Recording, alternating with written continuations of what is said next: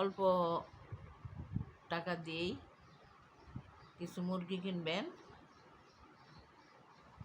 আর খাঁচা বানাবেন।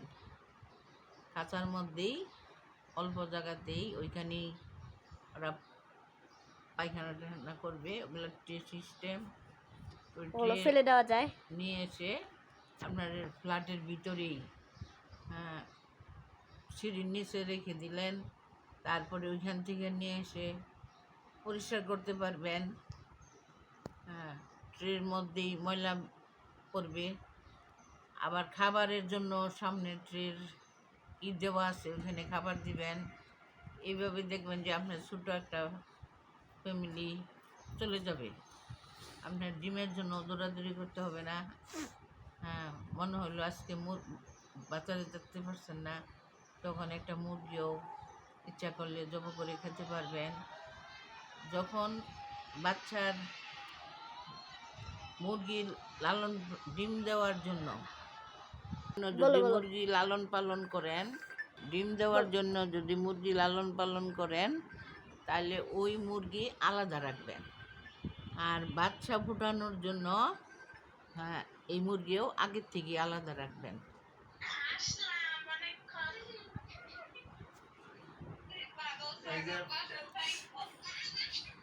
কারণ আরো নতুন ভিডিও আসতেছে।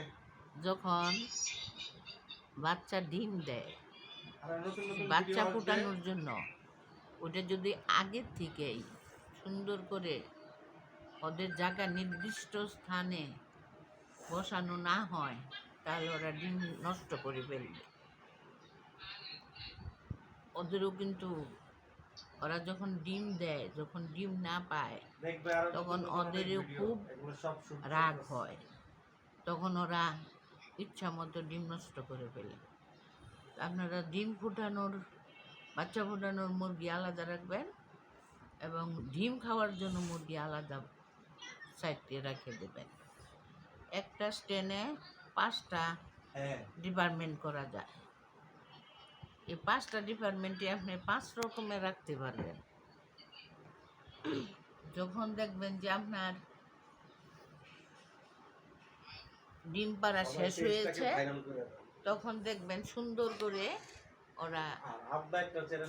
করে ওরা ওইখানে ডিম নিয়ে বসে পড়েছে।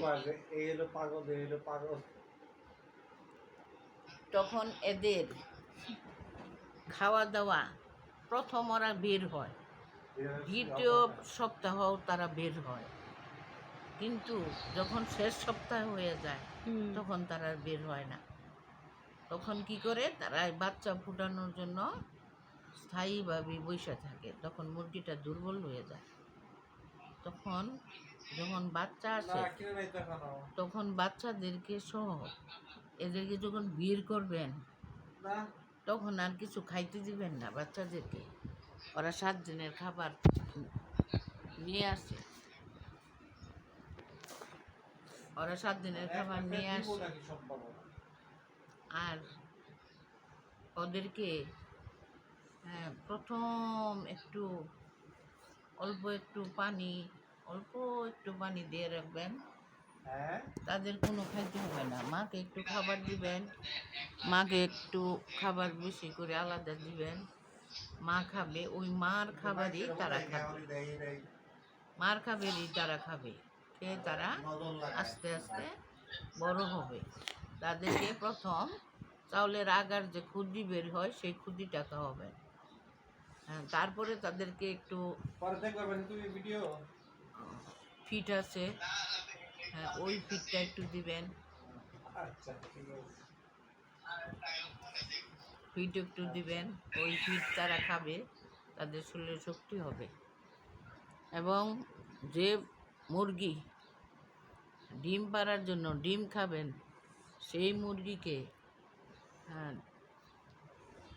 মুরুকের সাথে রাখতে হবে। মুরুকের সাথে না রাখলে ওরা ডিম অল্পতেই ডিম পাড়া শেষ হয়ে যাবে। তাদেরকে আলাদা ঘরে রাখতে হবে, ওই মুরুকের সাথে ঘরে রাখতে হবে। মাঝে মধ্যে মুরুকের ঘরের সাথে রাখতে হবে, তাহলে তারা প্রচুর ডিম দিবে।